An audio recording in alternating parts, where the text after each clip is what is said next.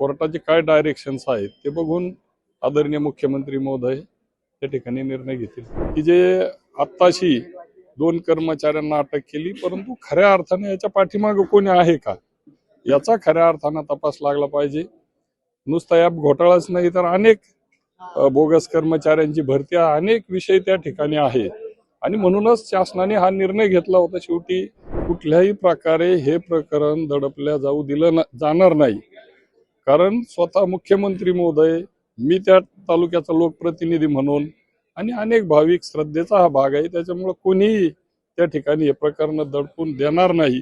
शनी शिंगणापूर देवस्थानातील घोटाळा गेल्या काही दिवसांपासून चांगलाच चर्चेत होता। गेल्या पावसाळी अधिवेशनामध्ये या मुद्द्यावरती नेवासेचे आमदार विठ्ठलराव लंगे यांनी अधिवेशनामध्ये आवाज उठवला होता, त्याचबरोबर सुरेश धसांनी देखील आवाज उठवला होता। आता त्या प्रकरणी एक महत्त्वाचा निकाल समोर आलेला आहे, तो कुठेतरी प्रशासक नियुक्ती रद्द करण्यात आली असून पुन्हा जुन्या विश्वस्तांकडेच हा कारभार सोपवण्यात आलेला आहे। आपल्यासोबत विठ्ठलराव लंगे आहे, त्यांच्याशी आपण बोलूयात। पुन्हा एकदा तो निर्णय झाला की जुन्या विश्वस्तांकडेच त्याचा कारभार देवस्थानाचा देण्यात आलाय, कसं पाहता या निर्णयाकडे? शेवटी न्यायालयीन प्रक्रिया आहे, न्यायालयाने निकाल दिलेला आहे।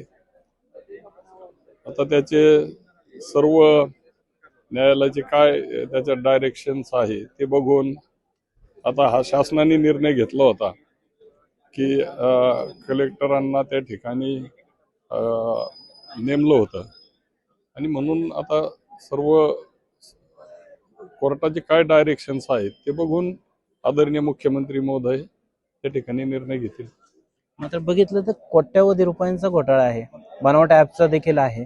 कुठेतरी जे देवस्थान आहे त्या देवस्थानाच्या माध्यमातून एवढा मोठा घोटाळा झालाय आणि त्या प्रकरणाकडे सगळ्या राज्याचं लक्ष लागून होतं की तिथला निकाल काय लागणार आहे। म्हणजे पद्धतीचा निकाल लागलाय, एक लोकप्रतिनिधी म्हणून तुमची काय भावना आहे? नाही, निकालाचा आणि ॲप घोटाळ्याचा वेगवेगळा विषय आहे।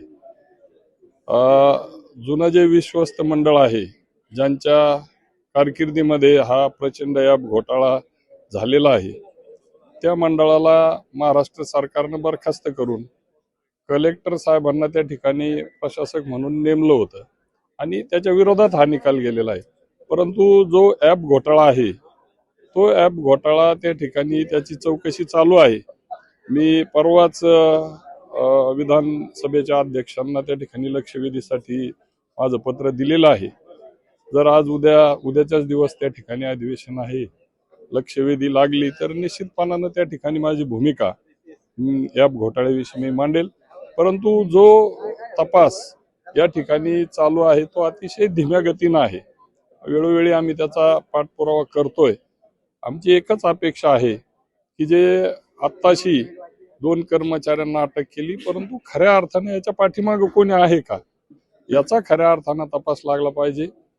नुसता ॲप घोटाळाच नाही तर अनेक बोगस कर्मचाऱ्यांची भरती, अनेक विषय त्या ठिकाणी आहेत आणि म्हणूनच शासनाने हा निर्णय घेतला होता। शेवटी न्यायालय आहे, न्यायालयाने तो निर्णय घेतलेला आहे। त्याच्यावर आदरणीय मुख्यमंत्री महोदय, आम्ही सर्वजण त्या ठिकाणी काल मी भेटण्याचा प्रयत्न केला, भेट होईल आणि त्याच्यावर पुढील निर्णय मुख्यमंत्री महोदय घेतील। बघे, एक विचार करायचा गोष्ट आहे, कोट्यवधी भाविकांचं श्रद्धास्थान असलेलं देवस्थान आहे ते। शिर्डीनंतर भाविक शनी शिंगणापूरला येतात आणि त्या देवस्थानामध्ये एवढा मोठा घोटाळा होतोय, त्या प्रकरणाची एवढ्या संतगतीने जी चौकशी चालू आहे, तर मग कुठेतरी आपलं महायुतीचं सरकारच जाणीवपूर्वक दुर्लक्ष करते असं वाटतंय का? नाही, हा फार तसा चुकीचा आपला गैरसमज आहे। परंतु निश्चितपणानं हा तपास, मी त्या मतदारसंघाचा आमदार म्हणून माझे प्रयत्न आहे की हा फास्ट ट्रॅकवरती हा तपास लागायला पाहिजे। पुढील ज्या घडामोडी आहेत, कोण त्याच्यामध्ये आहे हे शोधलं गेलं पाहिजे, कारण शनी शिंगणापूर हे जागतिक दर्जाचं देवस्थान आहे आणि या गावाची आख्यायिका आहे की त्या गावाला आजही कुठल्याही प्रकारचे दरवाजा नाही आणि म्हणून एक भावना आहे की इथं कुठल्या प्रकारची चोरी होत नाही आणि म्हणून लाखो भाविक जे शिर्डीला येतात तेच भाविक या ठिकाणी येतात आणि निश्चित एक श्रद्धेचं केंद्र आम्हा सर्वांचं ते नेवासकरांचं आहे, आपल्या सर्व राज्यातील देशातील मंडळींचं आहे आणि म्हणून याचा लवकर निकाल लागला पाहिजे। आणि मला खात्री आहे की राज्य सरकार जरी कालचा कोर्टाचा काही निकाल लागला असला लवकर याच्या बाबतीत एक चांगला निर्णय होईल, जेणेकरून एक चांगलं स्वच्छ मंडळ त्या देवस्थानावर येईल आणि स्वच्छ कारभार या ठिकाणी भविष्यात होईल आणि जे शनी शिंगणापूरचं नाव आहे ते संपूर्ण जगभरामध्ये देशात जाईल आणि एक श्रद्धेचं ते केंद्र आहे. त्या श्रद्धेपोटी सर्वजण भविष्य काळात त्या ठिकाणी काम करतील. माजी लोकप्रतिनिधी जे होते शंकरराव गडाख, त्यांच्या कार्यकाळात हे विश्वस्त मंडळ वगैरे होतं, तिथलं कामाचं असेल जे विकास काम झालं होतं ते मंदिर देवस्थानाचं, त्यामध्ये देखील घोटाळा झाल्याचा आरोप अनेकदा झाला होता. तर आता पुन्हा एकदा त्याच विश्वस्त मंडळाकडे हा कारभार सोपवण्यात आलाय. तर मग एक लोकप्रतिनिधी म्हणून काय वाटतं तुम्हाला की ह्या गोष्टींची चौकशी होईल का?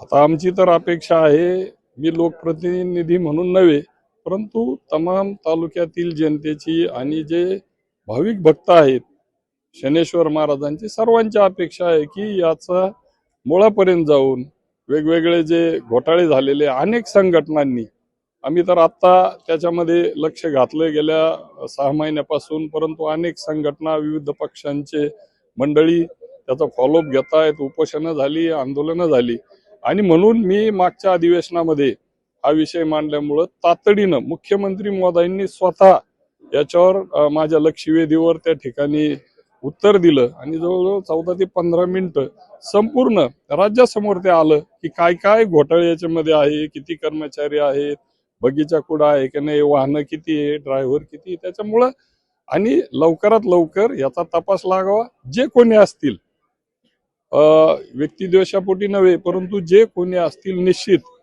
शासन त्याची दखल घेतलेली आहे शासनाने आणि जो तपास चालू आहे तो आम्ही त्याचा फॉलोअप घेतोय की लवकर फास्ट ट्रॅकवर तो निर्णय व्हावा आणि जे कोणी असतील ते जनतेसमोर यावे आणि एक जी भावना आहे शनी शिंगणापूर देवस्थानविषयी ती अजून दृढ व्हावी. जनतेमध्ये शनी शिंगणापूर विषयीचं जी श्रद्धा आहे ती दृढ व्हावी अशी आमची अपेक्षा त्या ठिकाणी आहे. एक शेवटचा प्रश्न विचारतो, ज्या पद्धतीने हे जे सगळे चौकशी चालू आहे कुठेतरी प्रकरण दडपण्याचा प्रयत्न केला जातोय का? जे माजी लोकप्रतिनिधी आहेत तुमच्या विरोधात ते लढलेले होते, सत्तेकडे त्यांची पावलं चालू आहे म्हणून हे प्रकरण दडपण्यात चाललंय असं वाटतंय का?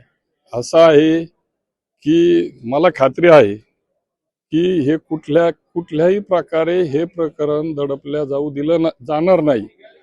कारण स्वतः मुख्यमंत्री महोदय, मी त्या तालुक्याचा लोकप्रतिनिधी म्हणून आणि अनेक भाविक श्रद्धेचा हा भाग आहे, त्याच्यामुळे कोणीही त्या ठिकाणी हे प्रकरण दडपून देणार नाही. लवकरच थोडा वेळ लागेल, मागं पुढे होईल, परंतु जे यामध्ये दोषी आहेत अनेक घोटाळे आहेत आणि मी तर सांगितलं की जरी आज कोर्टाचा शेवटी आपण कोर्टाचा निकाल आहे त्याचा आम्ही आदर करतो, परंतु भविष्यात नवीन बॉडी त्या ठिकाणी येईल आणि त्याच्यामध्ये जे जे गोष्टी घडलेल्या आहेत ते जनतेसमोर आणायचा प्रयत्न आम्ही करणार आहोत.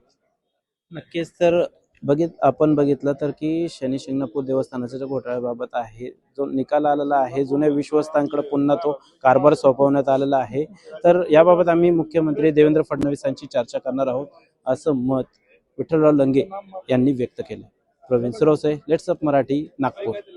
सोशल मीडियाच्या भाऊ गर्दीत विश्वासार्हतेने चकाकणारे नाव म्हणजे लेट्स अप मराठी.